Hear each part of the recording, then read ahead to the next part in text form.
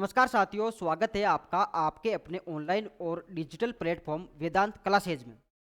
वेदांत classes में आपका बहुत बहुत तहे दिल से हार्दिक स्वागत और अभिनंदन करते हैं।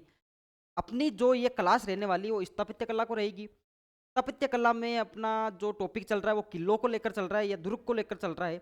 इस दुर्ग की श्रृंखला को हम आगे बढ़ाते हुए यथावत आगे बढ़ाते हुए आज अपने कौन कौन से दुर्गों पर चर्चा रहेगी ये जरा हम देखेंगे साथियों। देखना, दुर्ग कौन सा दिखाई दे रहा है आपको? अचलगढ़ का दुर्ग। दुर्ग कहाँ का है साथियों? अचलगढ़ का।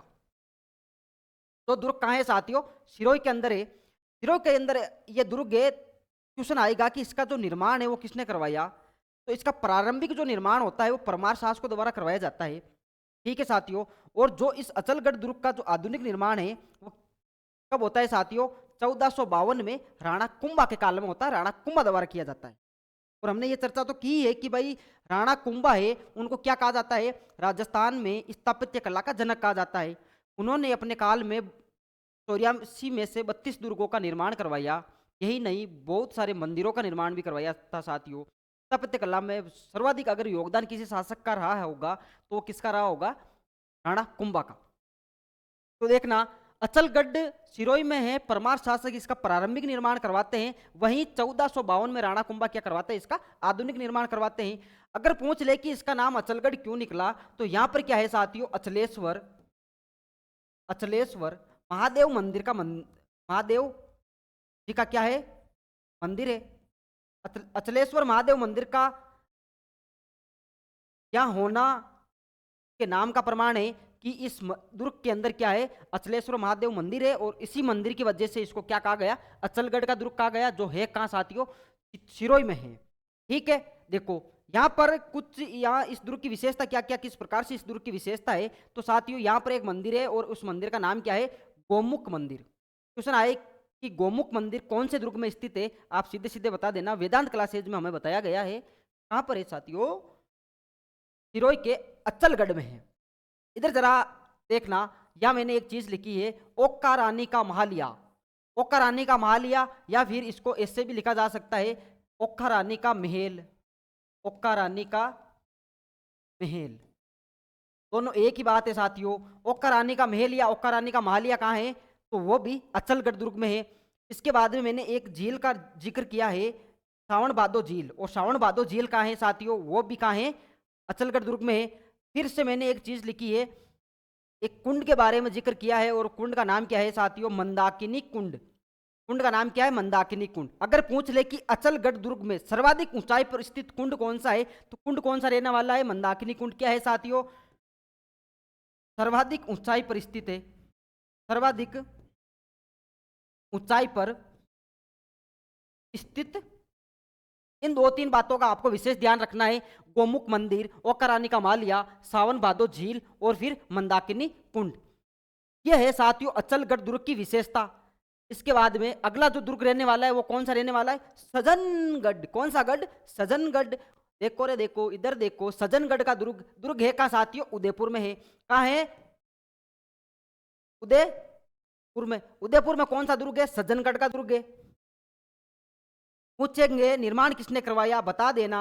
1874 से 84 के बीच सज्जन सिंह जी ने करवाया। किसने करवाया? सज्जन सिंह जी ने करवाया। इस दुर्ग में ही क्या छिपा हुआ है? निर्माता का नाम है। निर्माता कौन है? सज्जन सिंह। और सज्जन सिंह ने क्या करवाया था साथियों? निर्माण करवाया था। 1874 से 84 के मध्य इस दुर्ग का निर्माण होता है, सज्जन सिंह जी द्वारा होता है। इस दुर्ग को क्या कहा जाता है? अगर पूछ ले कि सज्जनगढ़ दुर्ग का उपनाम क्या है, या फिर उदयपुर का मुकुटमणि किसे कहते हैं, तो उदयपुर का मुकुटमणि किसे कहते हैं साथियों? सज्जनगढ़ दुर्ग को कहा जाता है। देखो, इस दुर्ग का जो निर्माण इस प्रकार से किया गया है कि उस दुर्ग को जब आप देखोगे तो आपको क्या लगेगा? गुलाब है। क्या है? गुलाब है। कहने का मतलब इस दुर्ग की आकृति कैसी है, ये देख लो। सज्जनगढ़ दुर्ग की जो आकृति है साथियों वो किस प्रकार की है? गुलाब के समान है। इसके समान है? गुलाब के समान है। वर्तमान में मतलब प्रेजेंट टाइम में इस दुर्ग में क्या संचालित है साथियों? पुलिस का वायरलेस केंद्र संचालित है। अगर पूछ ले कि सज्जनगढ़ दुर्ग में वर्तमान में क्या संचालित है या क्या चल रहा है, तो आप ये मत बता देना फोग चल रहा है। फोग नहीं चल रहा है। वर्तमान में यहाँ क्या चल रहा है साथियों? पुलिस का वायरलेस सेंटर या केंद्र है। यहाँ तक बातें समझ में आई। अगर पूछ ले कि गुलाब की आकृति का दुर्ग कौन सा है, आप बता देना। सज्जनगढ़ दुर्ग है। कौन सा दुर्ग है साथियों? सज्जनगढ़ का किला है। देखो अगला किला कौन सा है? जयगढ़ फोर्ट। कौन सा फोर्ट साथियों? जयगढ़ फोर्ट। दुर्ग कौन सा रहने वाला है? जयगढ़ फोर्ट। अब जयगढ़ फोर्ट है कहाँ साथियों? जयपुर में है। कहाँ है साथियों? जयपुर में है। देखो इससे पहले मैं दो चीजें आपको क्लियर करवा देता हूं।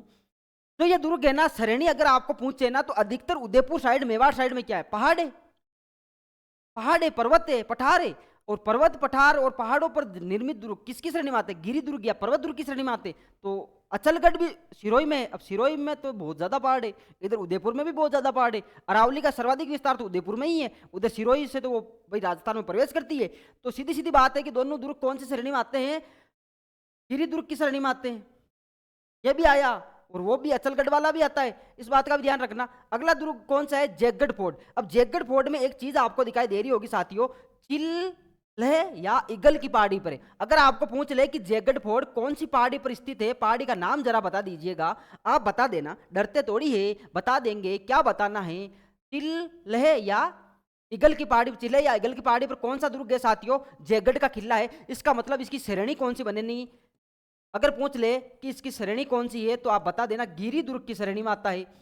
गिरी दुर्ग की श्रेणी में आता है। ठीक है मेरे भाई।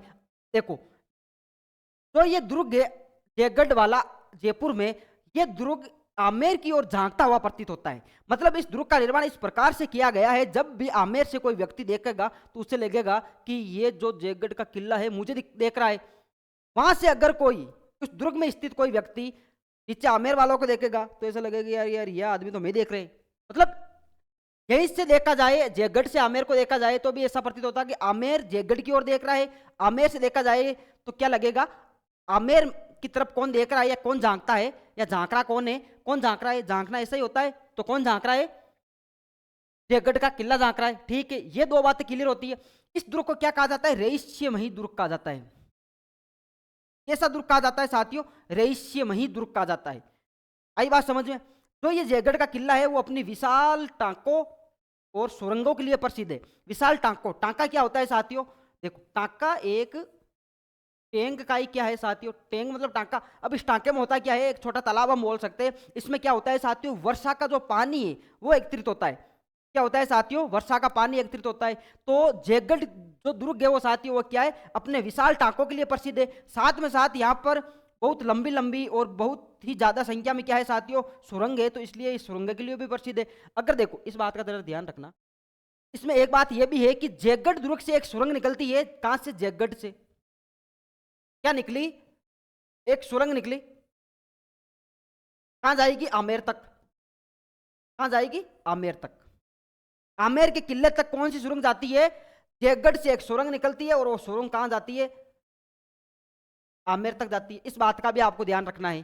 ठीक है साथियों, अब देखो आगे इस दुर्ग की और क्या क्या बातें। इस दुर्ग में एक विजय महल है। कौन सा महल है साथियों? विजय महल। और एक यहाँ पर है जेबाण तोप। कौन सी तोप? जेबाण तोप। विजय महल है ना, विजय महल वो जयगढ़ के अंदर है, इसलिए इसको क्या कहा जाता है? दुर्ग के अंदर दुर्ग। दुर्ग के अंदर दुर्ग। जिस प्रकार कटारगढ़ कुंभलगढ़ में है, उसी प्रकार विजय महल या विजयगढ़, इसको विजयगढ़ भी कहा जाता है। तो इस ये जो विजय महल या विजयगढ़ है वो दुर्ग के अंदर दुर्ग की संज्ञा दी गई है। इस जो विजयगढ़ में क्या होता है साथियों? सवाई जय सिंह एक शासक हुए थे। सवाई जय सिंह ने अपने भाई विजय सिंह को कैद किया था। किसको कैद किया था? विजय सिंह को। इसी के नाम पर इस महल का नाम क्या निकला? विजयगढ़ महल या विजय महल निकला। इस विजय महल में क्या है साथियों? ये विजय महल उस समय आमेर के जो शासक हुआ करते थे उनका खजाना यहीं रखा जाता था। साथ में साथ तोप का कारखाना यहाँ था, तोपों का कारखाना था। और अपने अस्त्र शस्त्रों को भी यहाँ रखेंगे तो इसको शस्त्रागार भी बोला गया है। कि ये जो विजयगढ़ है वो क्या है? आमेर या आमेर के शासकों का खजाना, आमेर के राजाओं का खजाना, उनका जो तोप है उनका कारखाना, वो शास्त्रागार। इस बात का ध्यान रखना। ये दुर्ग है, दुर्ग के अंदर दुर्ग कहलाया। सवाई जय सिंह ने अपने भाई विजय सिंह को यहाँ कैद किया था। इन तीन चार बातों का आपको ध्यान रखना है। जेबाण तोप, इसको और क्या कहा जाता है मास्टर साहब? जरा ये बता दीजिएगा। बताएंगे रे, ये भी बताएंगे। इसको कहा जाता है रणबंका तोप भी कहा जाता है। कौन सी तोप? रणबंका तोप। क्या है साहब और क्या विशेषता है? एशिया की सबसे बड़ी तोप है, एशिया की सबसे बड़ी तोप है कहाँ? जयगढ़ में है। ये एक ही बार चली गई, एक ही बार चलाई गई, एक ही बार चलाई गई। और उस समय जब चलाया गया था साथियों, जब इस जेबाण तोप को चलाया गया था, तो ऐसा कहा जाता है कि इस जेबाण तोप की जो गूंजने की क्षमता थी, जो गुंजन थी, इस प्रकार की थी कि उस समय जब इसको चलाया गया तो वहां की महिलाएं, उस क्षेत्र की महिलाएं और पशु पक्षियों के क्या हो गए साथियों? गर्भपात हो गए।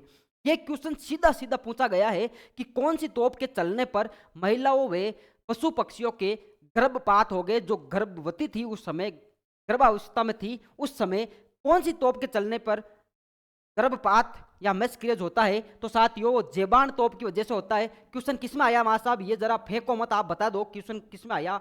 आप लंबी लंबी क्यों हाँक रहे हो? जी हमें बताएंगे। राजस्थान पुलिस का पिछला पेपर देखना, 2022 वाला देखना। इसमें क्या देखना है? 13 मई को पेपर हुआ था। पेपर की पारी फर्स्ट रहेगी। फर्स्ट पारी में टी ABCD सेक्शन में मुझे लगता है कि ये 10 या 12-13 नंबर का ये सवाल रहा होगा। इस बात का ध्यान रखना कि ये सीधा सीधा इस तोप के बारे में सवाल पूछा गया है। ठीक है साथियों, विजय महल के बारे में हमने चर्चा कर ली। इसके बाद में जेबाण तोप हो गई। एशिया की क्या है साथियों? सबसे बड़ी तोप है। तोपों का कारखाना कहाँ है? विजय महल में। विजय महल कहाँ है? जयगढ़ में। ठीक है साथियों, इसके बाद जरा इसके बारे में देखना, इसमें और क्या क्या है मां साहब ये भी बता दो। जी बताएंगे। यहाँ पर साथियों एक है कठपुतली घर विशेषताओं में, एक यहाँ पर है साथियों चार बाग शैली का उद्यान है। चार बाग शैली का उद्यान अगर आपसे पूछ ले तो कहाँ है? जयगढ़ दुर्ग में है। इसके साथ साथ साथियों यहाँ पर एक सुबट निवास है। सुबट निवास को क्या बोला गया है? दीवाने आम बोला गया है। दीवाने आम। ठीक है साथियों, और खिलवत निवास को क्या बोला गया है साथियों? दीवाने खास। अगर पूछ ले कि जयगढ़ दुर्ग में स्थित दीवाने खास कौन सा महल है या कौन सा निवास है? खिलवत निवास है। और दीवाने आम कौन सा है? सुबट निवास है। ठीक है साथियों, ये दो तीन बातें यहाँ से क्लियर होती है। उसके बाद में कुछ मंदिरों की मैं चर्चा करना चाहूंगा। एक यहाँ पर साथियों और है, एक उसका निवास या महल का नाम है लक्ष्मी निवास। एक यहाँ पर रावत जी की चौक है। अगर पूछ ले कि रावत जी की चौक कौन से दुर्ग में स्थित है तो आप बता देना कौन से दुर्ग में है साथियों? जयगढ़ दुर्ग में है। उसके बाद में एक यहाँ पर ललित मंदिर है। मंदिर का नाम क्या है? ललित मंदिर भी जयगढ़ दुर्ग में है। विलास मंदिर भी जयगढ़ दुर्ग में है। आराम जो मंदिर रहने वाला है, आराम नहीं करना है, आराम हराम है। आराम मंदिर कहाँ है? जयगढ़ में है। दूसरी एक मंदिर की और चर्चा करना चाहूंगा जहाँ हमने लिखा है कि यहाँ पर एक सूर्य मंदिर भी है। ठीक है साथियों, लक्ष्मी निवास, रावत जी की चौक, ललित मंदिर, विलास मंदिर, आराम मंदिर और सूर्य मंदिर, ये कौन से दुर्ग में रहने वाले हैं साथियों? जयगढ़ दुर्ग में रहने वाले हैं। ये 3 से 4 हमने दुर्गों की चर्चा की, अचलगढ़, सज्जनगढ़ और ये जयगढ़ वाले दुर्ग की चर्चा की। ये तीनों दुर्ग पहाड़ियों पर बने हुए हैं, तो इसका मतलब क्या है? गिरिश दुर्ग की श्रेणी में आएंगे। अब इतने तो आप समझदार हो। ये ईगल या चिल्हे की पहाड़ियों पर बना हुआ है। ये सवाल बहुत बार पूछ लिया जाता है। अब आप हमें ये पूछोगे कौन से पेपर में पूछा गया था, ये भी हम बताएंगे। वन रक्षक का पेपर हुआ था, उसमें पूछा गया था 15 वाली शिफ्ट में। ठीक है साथियों, धन्यवाद। जुड़े रहिए वेदांत क्लासेज के साथ।